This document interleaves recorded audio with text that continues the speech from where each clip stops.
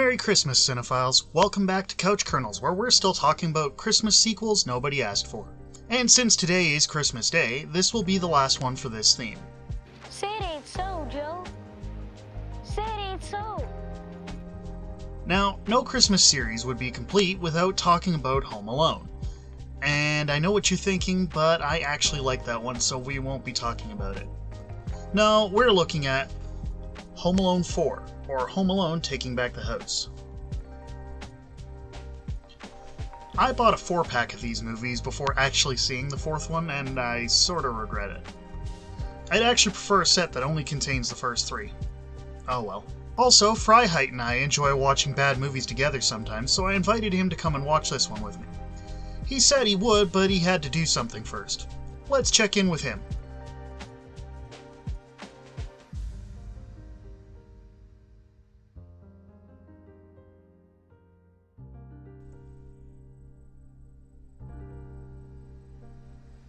Okay then. Let's just hop right into this one then, shall we? The criteria this time are plot and writing, acting, dialogue, soundtrack, and visuals. So this time, Kevin is 9 years old and played by a different actor.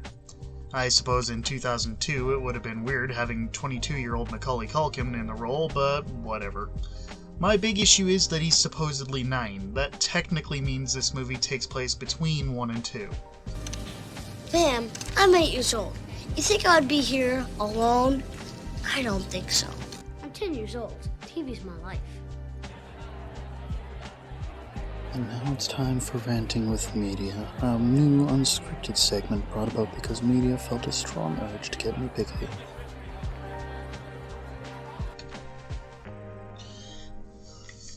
Right, so this is going to be a segment where I discuss things that I didn't discuss during the filming of the episode. Nothing I scripted. There's no script here. I'm probably also not going to edit it very much, but I just wanted to talk in this case about the Home Alone franchise. Particularly, I want to talk about the continuity between Home Alones 1 and 2. Because, as I pointed out in the video here, in the first one Kevin says he's 8, and in the second one he says he's 10, which therefore then puts the fourth one somewhere between the two. But then there's this other problem in there. See, because Harry mentions in Home Alone 2 at one point that they were locked up a year ago. So I've been trying to figure out for like 20 plus years how in the hell Kevin can possibly age 2 years inside of a year. So that is what I wanted to talk about, what I wanted to rant about, because this is like the continuity doesn't make any sense. I suppose they probably just were using Macaulay Culkin's real age, but it's irritating. It's bothered me. It doesn't. Timelines don't match up, guys. Timelines don't match up. Okay, back to the video. This has been Ranting with Media. Tune in next time to hear media say. Anyway, Kevin's parents are getting a divorce. Kevin, Buzz, and Megan are all living with their mom. Not sure what happened to Lenny and Jeff, but the movie also doesn't feel the need to tell us.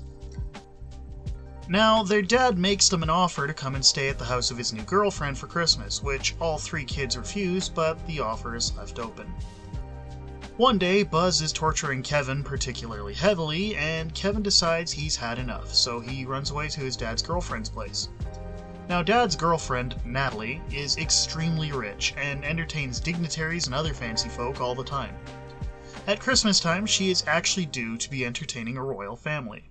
As luck would have it, around the time Kevin arrives, a couple of crooks, one of which is a recast Marv Merchants, one of Kevin's nemesis from the first 2, the other being Marv's wife, begin to try and case the place, planning to kidnap the prince of the royal family. Obviously, Kevin won't allow that, but he is unaware of an unseen third member of the gang. Even if the reveal of that third member is predictable for anyone who knows the Scooby-Doo formula. Don't you recognize them, Sheriff? Why, it's Zeb and Zeke. And because of the predictability here, plus what is honestly a thin plot to begin with, we won't be awarding a Kernel. Absolutely none of the original actors returned this time. Over time, its planks of wood rot and are replaced with new planks. When no original plank remains, is it still the ship of Theseus? Our recast actors here include Mike Weinberg as Kevin, French Stewart as Marv, Gideon Jacobs as Buzz, Chelsea Russo as Megan, Claire Carey as Kate, and Jason Baggy as Peter.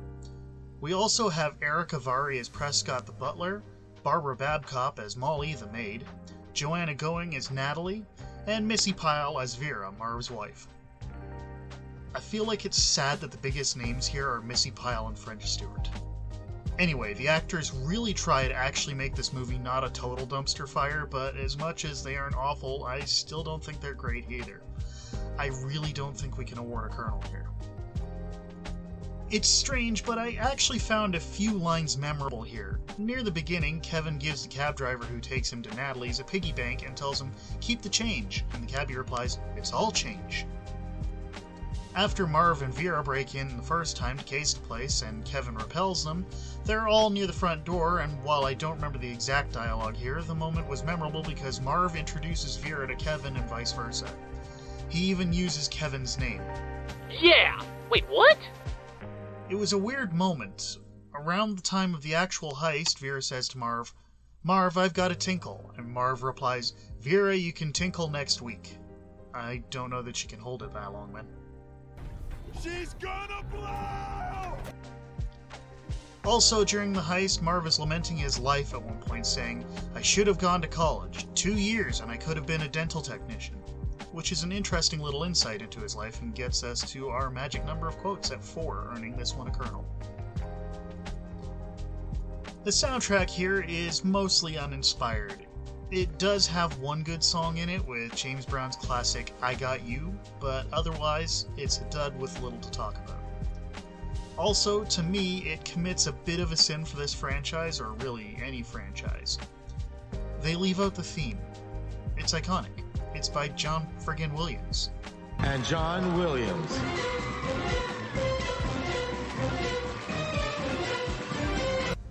You know what?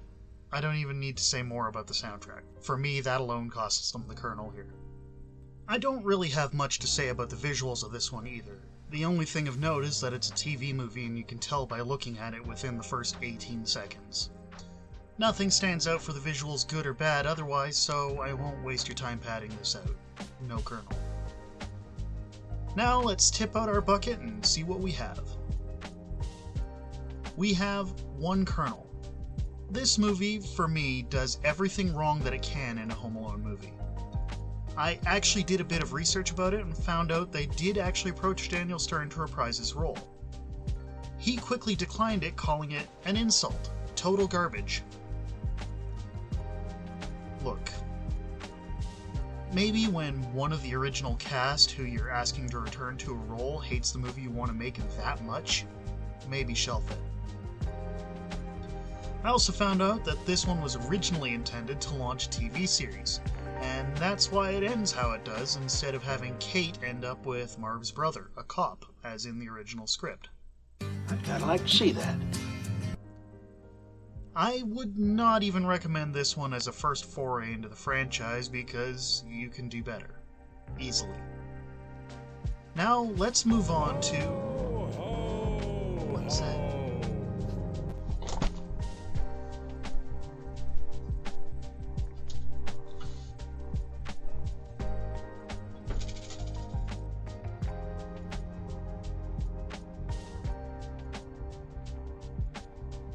Can I help you? Merry Christmas, you filthy animal.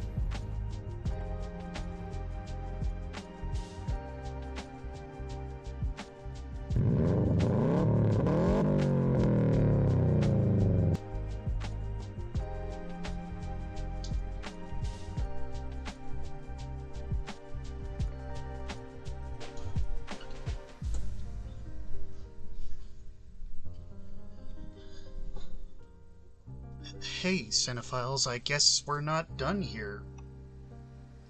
This guy, he gave me Home Alone 5, aka Home Alone: The Holiday Heist. This one is more belated than the previous entry, coming 10 years after 4, where 4 only came 5 years after 3. Yeah, who taught you math? More? I don't know. So, unlike the previous entry, this one chose to abandon the original characters and start with a new batch, so at least we shouldn't have casting complaints this time. So, let's get into it. The criteria for this one are plot and writing, acting, dialogue, visuals, and soundtrack. So in this one, a family moves across the country from California to Maine for the mom's job. The kids, one boy and one girl, have very real addictions to their phone or video games which their parents have allowed to develop, but I digress. After a casual suggestion by his older sister and a less than convincing suggestion that she's wrong by the realtor, Finn, our main character, is convinced the house is haunted by the bootlegger that used to live there, Deadleg. What the family doesn't know is that a trio of thieves believed that Deadleg had owned a lost work by Edvard Munch, a painting that the lead thief has a personal connection to. The thieves, obviously, had their eye on the house, planning to break in and get the painting while the house is on the market. Unfortunately for them, they arrive after the Baxters have already begun to move in, making things much more difficult.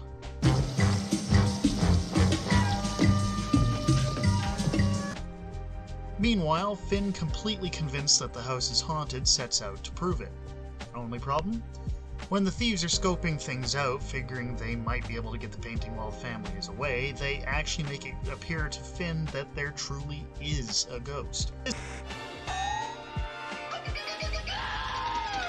This whole misunderstanding probably led to this movie having the title it does in French, which Google tells me translates to, "Mom, ghosts stole our gifts." You're what the French call les incompetents. Later, Finn and his sister find that the safe the thieves cracked, finding nothing, contains the entrance to, well, essentially a speakeasy. And there's a painting on the wall. Somewhere in this time, the thieves begin plans to return to the house and get the painting, and Finn discovers that what he's been battling was not ghosts, but art thieves, and begins making preparations to deal with them. The story and writing are actually decent in this one, so I think we'll give them a kernel. Now, the big stars in this one are Christian Martin as Finn, Jodelle Ferland as Alexis, his sister, Malcolm McDowell for some reason as Sinclair, the leader of the thieves, Debbie Mazar as Jessica, the emotionally wrought thief, and Eddie Steeples as Hughes, the safecracker Sinclair hires for the job. We also have Ed Asner in here as Catherine's boss. Catherine is Finn's mom, but she and his dad have very little impact on the story here. How Ellie Harvey, who played Catherine, got nominated for a Best Actress award here of any kind is baffling, considering how little she actually has to do here. Honestly, most of the actors here are really hamming it up. I am now the boss of Ham. Overacting seems to be the flavor of the day for almost everyone except McDowell, Asner, and the parents, but 3 of those barely do anything. As for Martin, I think he may not have been cast for his acting chops. I kind of think they just said, "Hey, you, kid, can you scream like Macaulay Culkin?" Close enough. So, no, we won't be giving a kernel here. There are some noteworthy lines in this one. At one point, Catherine says of her children, they're not very good with real people. They're better with space robots and cell phones and things. Sorry, not very good with people. Shortly after arriving, Finn's parents force him to go and try to make friends with the neighbor boy, Mason. When asked about potential activities, Mason lists a good many that involve snow. Finn isn't into that so much and asks, isn't there anything that doesn't involve snow? To which Mason replies, we can make snow cones! Oh wait. Seriously though, this kid gave snow plans the way Bubba talks about shrimp recipes. Shrimp soup, shrimp stew, shrimp salad, shrimp and potatoes. Later in the movie, Alexis threatens to destroy the painting, and Sinclair states, a painting ripped in half can be repaired. The same cannot be said for little girls. Wow. Ominous. Around the same time as the earlier snow comment, Finn asks Mason if he wants to come over and play video games. Mason declines because of the stories that the house is haunted and says, I'd like to hang out with you, but I'm too young to die. At another time, Catherine is attempting to put Finn's ghost concerns to rest and says, "There's no such thing as ghosts, especially at Christmas time." Someone is not up on their dickens. We don't want to scare the dickens out of people. Later, at the start of the heist, Hughes is trying to go in through the garage and says, "The house has a mind of its own," to which Sinclair replies, "Unlike someone I know." So, that's actually 6 lines. This one easily earns a Kernel for dialogue. There's really not much to say about the visuals here. I mean, it's a TV movie, but it doesn't look as obviously so as the previous one did. I don't know. There's nothing really to say about the visuals. No Kernel here. The soundtrack is alright. Pretty basic for the most part, but at least this one has some sort of version of the classic theme. Not the original, and not for long, but it is there. Briefly, on the title screen. Later in the movie, there is a montage of the kids misbehaving around the house while their parents are away, and it's set to a rocked-up version of Deck the Halls, performed by Jeremy Luzio. The soundtrack is fine, but not outstanding, so we won't give it a Kernel here. Now let's tip out our bucket and see what we have. We have 2 Kernels. Honestly, 4 is easily worse than this one, but I still wouldn't recommend you see it. If you feel like going to Walmart and getting the 5-pack of movies, that's your call, but I think I'd just stick to the first 3 if it were me. Now let's move on to... Whoa. What the...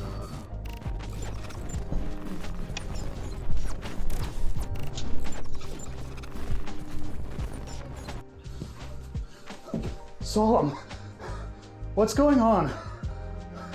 Why are things glitching like this?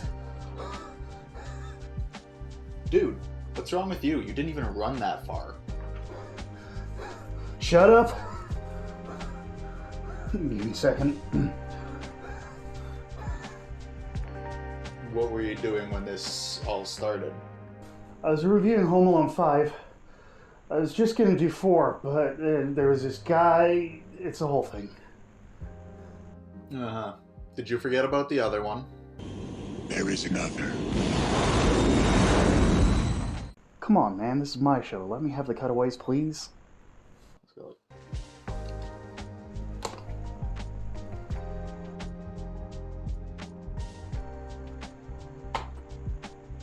This is empty. Well, no duh. Did you read it? Are you getting dizzy too? The camera. That one is a streaming exclusive. Digital's invading your whole situation. Do you understand now?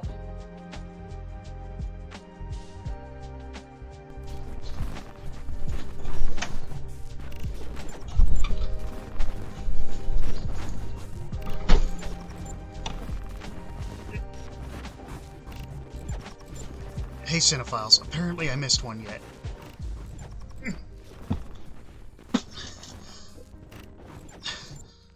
We need to talk about Home Sweet Home Alone.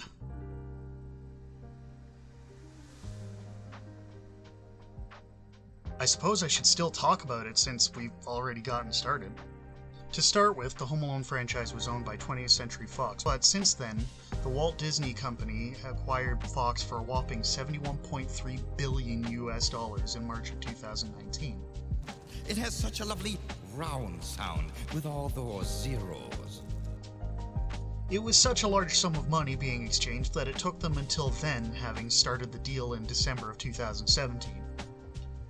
With this acquisition, Disney received a good many properties previously owned by Fox, including the X-Men and Fantastic Four franchises and character rights, the distribution rights to the original cuts of Star Wars, television networks and back programming, as well as, in all that, the Home Alone franchise. The franchise lay dormant for a little while longer, until November 12th of this year when, after 9 years since the previous entry, they released Home Sweet Home Alone, the 6th entry, directly to their Disney Plus streaming platform, starring JoJo's best friend from Jojo Rabbit. Yeah. What, behind the rabbit? I should probably watch this one yet. Give me a second.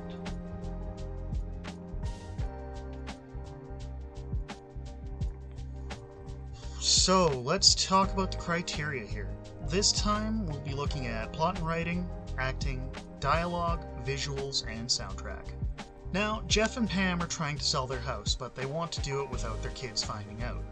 The only reason they're selling is because they can't afford to keep it, as Jeff is unemployed, so they're only living on Pam's teaching salary.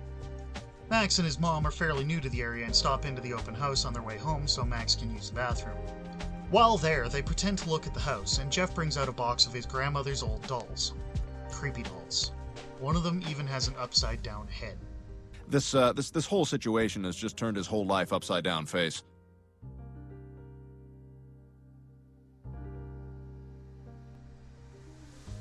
Max and his mom go home, and Jeff and Pam find out that the dolls could be quite valuable.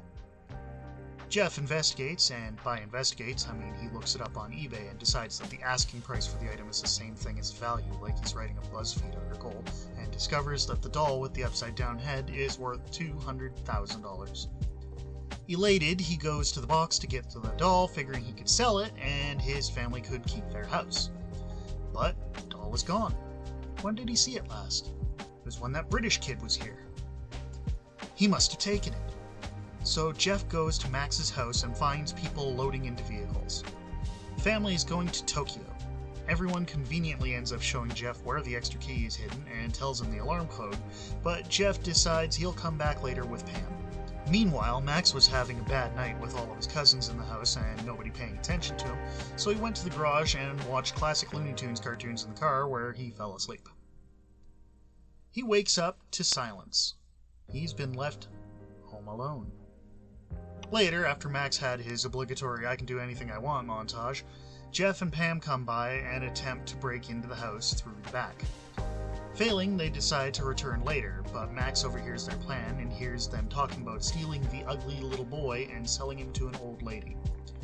Max understands this as they're going to kidnap him and begins planning to defend himself. Meanwhile, his mom is pulling a Kate McAllister and trying to get back home to him. There's even a shot in here of the family watching an updated version of Angels with Filthy Souls and commenting on remakes always being worse. People really need to stop making meta-commentary about lesser quality of remakes and sequels and inferior remakes and sequels.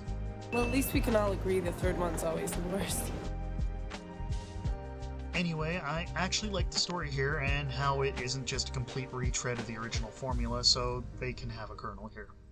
Our main actors here are Archie Yates as Max, Ellie Kemper as Pam, and Rob Delaney as Jeff. However, we also have a few notable cameos here with Jim Rash as the leader of the bell choir that Jeff and Pam are a part of, Chris Parnell as Stu, who disappears after one scene. He must have had something better to do. And Devin Rattray returning as Kevin's older brother Buzz, who's now a cop. Cameos are all fun, and each of the main actors brings something to the table, with young Mr. Yates as Max bringing in some of the cruelest traps in the franchise. Maybe because he watched classic Looney Tunes and not the current crappy version? I don't know. Rob Delaney makes Jeff believably pedantic, but he does something that seems to be a trend lately. He's a tech guy who hates the cloud. Not sure why it became a thing to go, oh, we're making a modern comedy, better have somebody hate the cloud. But it seems to have become a thing. Ellie Kemper is intense as Pam, a bit more intense than you might expect of a teacher, but she teaches a lower grade, and while I don't remember being that wild, Recess would have us believe certain young ones are all but cannibals.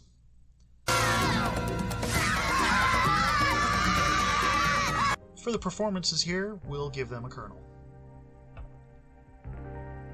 Max gets a couple of memorable lines in the movie. After Jeff and Pam leave and are confronted by Officer McAllister outside, Max thinks maybe he can tell the cops about their plan, but then he imagines his mom being sent to jail for leaving him home alone and decides maybe the police is a bad idea. Who wrote this line? What'd he say? I'm not sure. Either I told you so, or yes, Aardvark and Thursday table. Later, while Jeff and Pam are in the house, Max hollers out, "Given up yet, or are you thirsty for more?"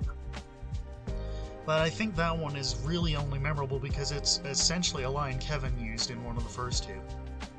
Also, on a mostly unrelated note, a few characters in the movie directly address the elf on the shelf that appears in a few shots. And my own feelings about the things notwithstanding, these people are way too concerned about what a toy elf might think of their actions. In regards to dialogue, though, this only leaves us with 2 lines of dialogue, so there won't be a Kernel here. As far as the visuals go, there are a few decent traps here, but apart from that and some pretty blatant product placement from Toblerone and Frosted Flakes, there isn't much to talk about.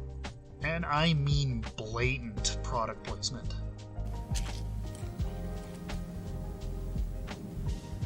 It's like people only do things because they get paid. And that's just really sad. We won't give a Kernel for visuals here. Now, the soundtrack actually did a few things right. For starters, they reached back into the classic Home Alone movies and pulled some of the classic score elements in, including the classic John Williams track Somewhere in My Memory. The actual main theme is absent again, which I had said was enough to cost them a Kernel, but having included this one, we'll call that a wash so far. Oh, but wait. They also included Christmas All Over Again by Tom Petty and the Heartbreakers. Nice. Well, I'm sold. I think we'll give them a Kernel for soundtrack here. Now let's tip out our bucket and see what we have. We have 3 Kernels. You know what? I actually didn't hate this one as completely as I expected to. It isn't anywhere near the quality of the originals, but come on, those were done by John Hughes and Chris Columbus.